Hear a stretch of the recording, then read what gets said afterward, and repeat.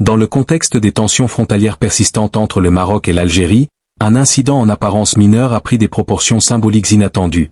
L'interception par la gendarmerie algérienne, dans la région d'El Oued, de 54 têtes de moutons destinées à un trafic vers le pays voisin. Une opération présentée par les médias officiels algériens comme une grande victoire sécuritaire dans la lutte contre la contrebande et les menaces à l'intégrité territoriale, mais qui a rapidement suscité sur les réseaux sociaux une vague de moqueries, d'ironie mordante et de critiques acerbes pointant du doigt les priorités jugées absurdes d'un régime confronté à des défis économiques, sociaux et politiques bien plus profonds. Cette affaire mystérieuse des 54 moutons révèle en filigrane les dynamiques complexes d'une rivalité régionale vieille de plusieurs décennies.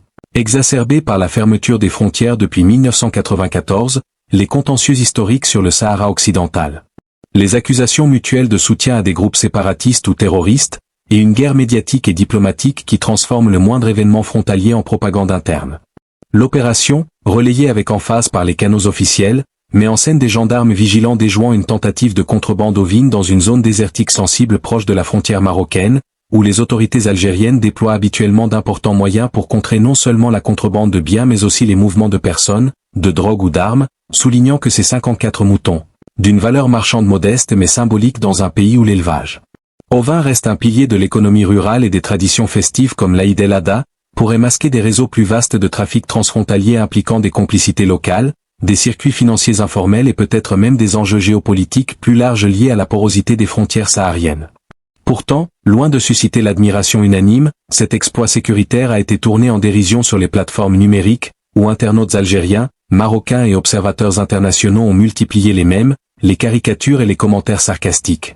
Pendant que le peuple manque de tout, on mobilise des forces pour des moutons, la plus grande victoire depuis l'indépendance, ou encore, priorité nationale. Protéger les ovins avant les citoyens, des réactions qui illustrent un malaise sociétal profond face à une communication gouvernementale perçue comme déconnectée des réalités quotidiennes, inflation galopante, chômage des jeunes, pénurie récurrente d'eau et d'électricité, restriction des libertés, et dépendance accrue aux importations massives de moutons pour l'Aïd, avec des centaines de milliers de têtes venues de Roumanie ou d'ailleurs pour stabiliser les prix et éviter les tensions sociales.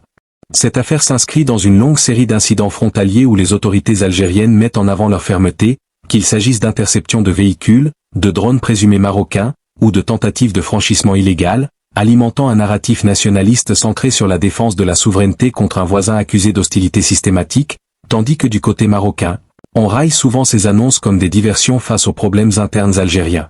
Notamment la crise économique post-pétrole, la gestion contestée du Irak, les purges au sein de l'armée et des services, et les difficultés d'approvisionnement alimentaire qui contrastent avec l'image d'une Algérie puissante et autosuffisante promue par le pouvoir. Pour comprendre pleinement la portée symbolique des 54 moutons, il faut remonter aux racines de la brouille algéro-marocaine. Indépendance successive dans les années 1950 à 1960, guerre des sables en 1963, fermeture définitive des frontières après l'assassinat de citoyens marocains en 1994, soutien algérien au Polisario contre l'intégrité territoriale marocaine reconnue par une grande partie de la communauté internationale, rivalité pour l'influence en Afrique via l'Union africaine et concurrence énergétique avec le gaz algérien versus les phosphates et les investissements marocains. Dans ce théâtre géopolitique, un troupeau de moutons devient un prétexte idéal pour démontrer l'efficacité des forces de sécurité, mobiliser l'opinion publique autour d'un ennemi commun, et justifier des budgets militaires élevés dans un pays où l'armée joue un rôle central dans le système politique. Les détails de l'opération restent entourés d'un certain mystère, les communiqués officiels restant vagues sur l'identité des trafiquants ou probablement des éleveurs locaux ou des intermédiaires frontaliers motivés par la différence de prix entre les deux marchés, les subventions algériennes ou les restrictions d'exportation, les itinéraires précis empruntés dans les dunes du Grand Terg oriental, les techniques de dissimulation, camions banalisés, passages nocturnes, complicité douanière, et surtout les suites judiciaires, arrestations, saisies, enquêtes approfondies sur d'éventuels réseaux plus larges. Cette opacité alimente les spéculations, certains y voyant une simple routine de contrôle frontalier gonflée en exploits médiatiques pour masquer d'autres échecs, d'autres une véritable menace sécuritaire dans une région sensible où opèrent des groupes armés, des trafiquants de migrants subsahariens, et où la Libye voisine ajoute à l'instabilité.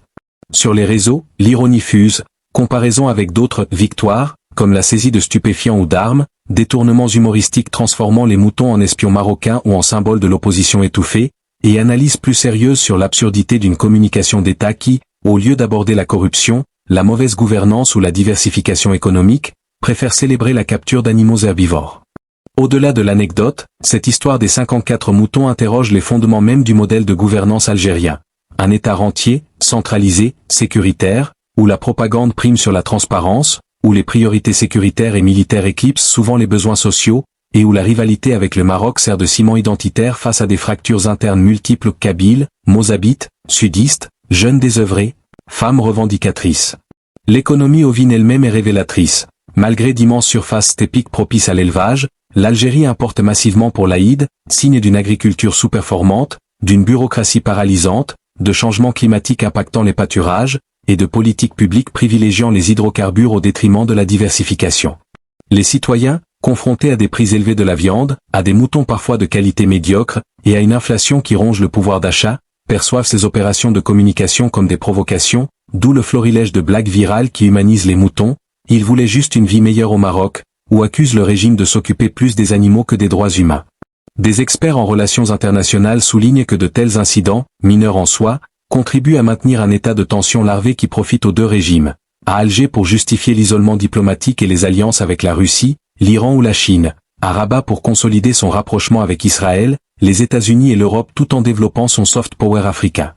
La frontière fermée, longue de plus de 700 km, reste un symbole de division dans le Maghreb, région qui pourrait prospérer par l'intégration économique mais reste prisonnière de rivalités stériles.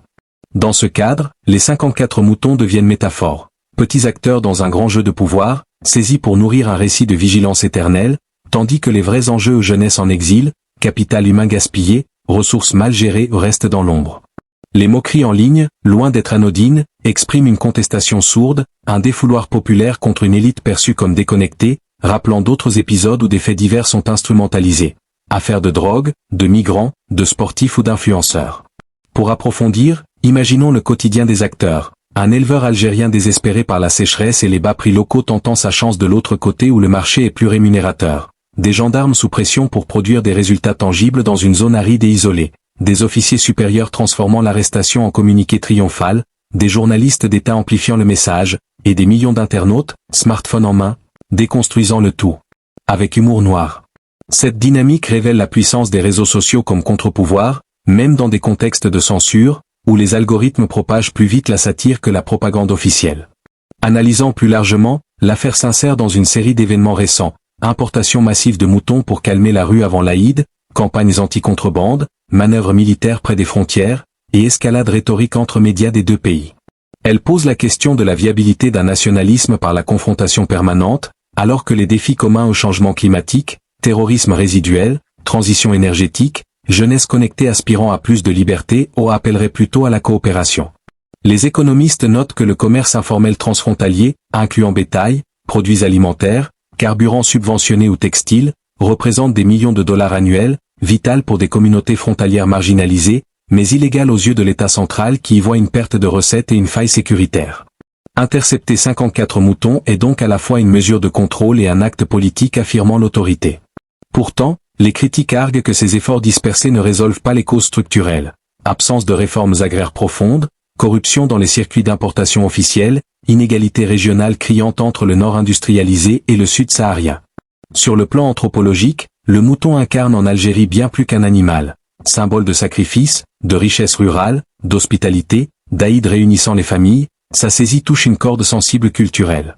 Les moqueries virales détournent ce symbole pour critiquer le pouvoir, transformant l'opération en fable moderne où l'État chasse des moutons pendant que les loups, corruption, inégalité, rôdent librement.